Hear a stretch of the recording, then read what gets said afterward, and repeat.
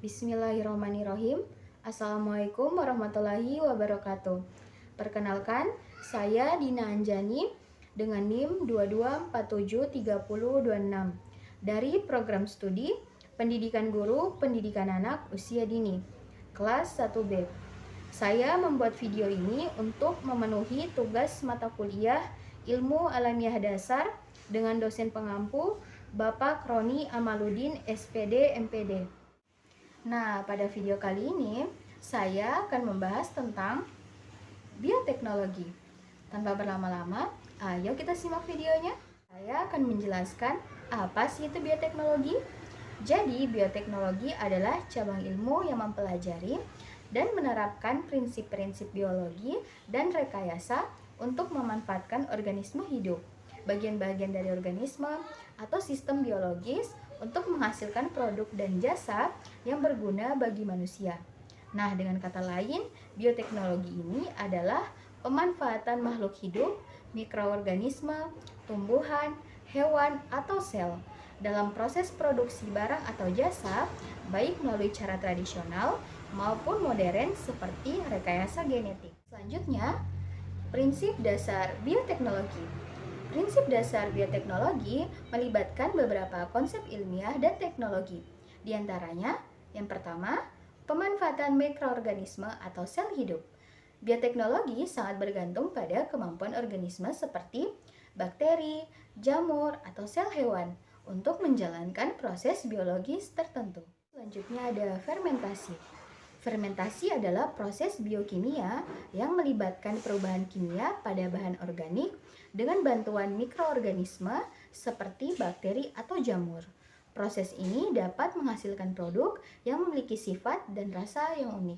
Lalu ada kefir, fermentasi susu dengan bantuan bakteri dan jamur untuk menghasilkan minuman probiotik.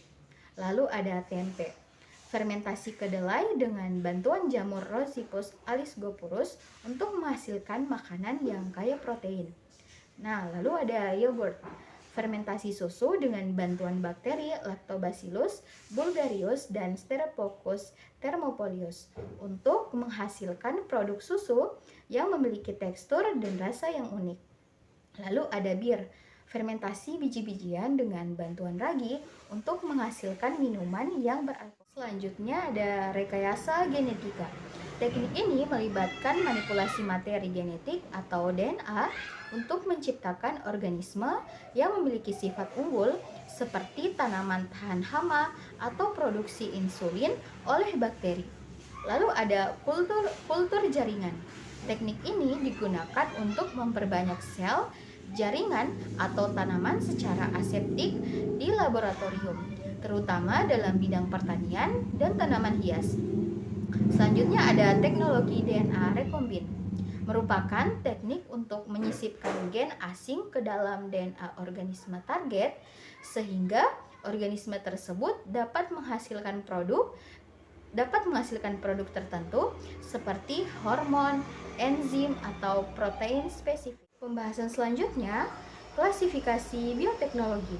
Bioteknologi merupakan ilmu terapan yang menggunakan organisme hidup, bagian dari organisme atau sistem biologis untuk menghasilkan produk atau jasa yang bermanfaat bagi manusia. Karena luasnya cakupan dan aplikasinya, bioteknologi diklasifikasikan ke dalam beberapa bidang berdasarkan tujuan dan penerapannya. Klasifikasi ini sering diberi nama berdasarkan kode warna atau membedakan sektor dan fungsinya. Yang pertama ada bioteknologi merah atau red biotechnology. Fokusnya di bidang medis dan kesehatan manusia. Bioteknologi merah mencakup penggunaan organisme hidup dan sistem biologis untuk keperluan diagnosis, pengobatan, dan pencegahan penyakit. Cabang ini sangat penting dalam pengembangan obat-obatan dan terapi modern. Contoh penerapannya itu ada terapi gen untuk penyakit genetik, produksi antibodi monoklonal, atau kanker dan autoimun. Lalu yang kedua ada bioteknologi hijau atau green biotechnology. Fokusnya di bidang pertanian dan lingkungan pertanian. Bioteknologi hijau bertujuan untuk meningkatkan hasil pertanian, kualitas tanaman, serta ketahanan terhadap hama dan kondisi lingkungan melalui rekayasa genetik dan teknik kultur jaringan. Contoh penerapannya, tanaman transgenik seperti jagung dan golden rice, penggunaan pupuk hayati, dan biopestisida. Lalu yang ketiga ada bioteknologi putih atau white biotechnology. Fokusnya industri dan manufaktur. Bioteknologi putih digunakan untuk menghasilkan produk industri secara efisien dan ramah lingkungan, terutama melalui proses fermentasi dan penggunaan enzim. Contoh penerapannya, penggunaan enzim industri dalam deterjen, makanan, dan tekstil. Fermentasi mikroba dalam skala besar untuk menghasilkan asam amino atau vitamin. Lalu yang keempat ada bioteknologi biru atau blue biotechnology. Fokusnya ekosistem laut dan perairan. Bioteknologi biru mengeksplorasi organisme laut seperti mikroalga, bakteri laut, dan spons laut untuk menghasilkan produk bernilai tinggi, terutama di bidang farmasi dan energi. Yang kelima ada bioteknologi abu-abu atau grey biotechnology, berfokus pada pelestarian lingkungan. Bioteknologi abu-abu berperan penting dalam bioremediasi, yaitu pembersihan polusi menggunakan mikroorganisme yang mampu mengurai bahan beracun. Lalu yang keenam ada bioteknologi kuning atau yellow biotechnology, berfokus pada industri makanan dan nutrisi. Bioteknologi kuning digunakan dalam produksi makanan yang bernilai gizi tinggi dan mengandung mikroorganisme bermanfaat. Bahasan selanjutnya, manfaat bioteknologi bagi ketahanan pangan global. Bioteknologi telah menjadi pilar penting dalam menghadapi tantangan ketahanan pangan global. Dengan populasi dunia yang terus meningkat dan perubahan iklim yang semakin nyata, inovasi bioteknologi menawarkan solusi untuk memastikan ketersediaan pangan yang cukup, bergizi, dan berkelanjutan. Nah, adalah beberapa manfaat utama bioteknologi dalam konteks ketahanan pangan.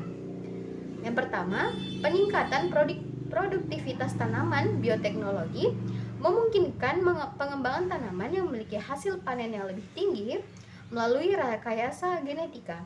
Tanaman dapat dimodifikasi untuk meningkatkan efisiensi fotosintesis, memperbaiki struktur akar, dan meningkatkan ketahanan terhadap hama. Lalu yang kedua, pengurangan penggunaan bahan kimia. Dengan tanaman yang lebih tahan terhadap hama dan penyakit, penggunaan pestisida dan pupuk kimia dapat dikurangi. Hal ini tidak hanya mengurangi biaya bagi petani, tetapi juga mengurangi dampak negatif terhadap lingkungan dan kesehatan manusia. Yang ketiga, pengurangan limbah pangan. Bioteknologi juga berperan dalam mengurangi limbah pangan. Lalu yang keempat, peningkatan keberlanjutan pertanian. Bioteknologi berkontribusi pada pertanian yang lebih berkelanjutan dengan mengurangi ketergantungan pada sumber daya alam yang terbatas. Dengan teknologi yang lebih efisien, bioteknologi membantu mengurangi penggunaan pestisida, air, dan energi dalam proses produksi pangan. Itulah tadi penjelasan mengenai bioteknologi.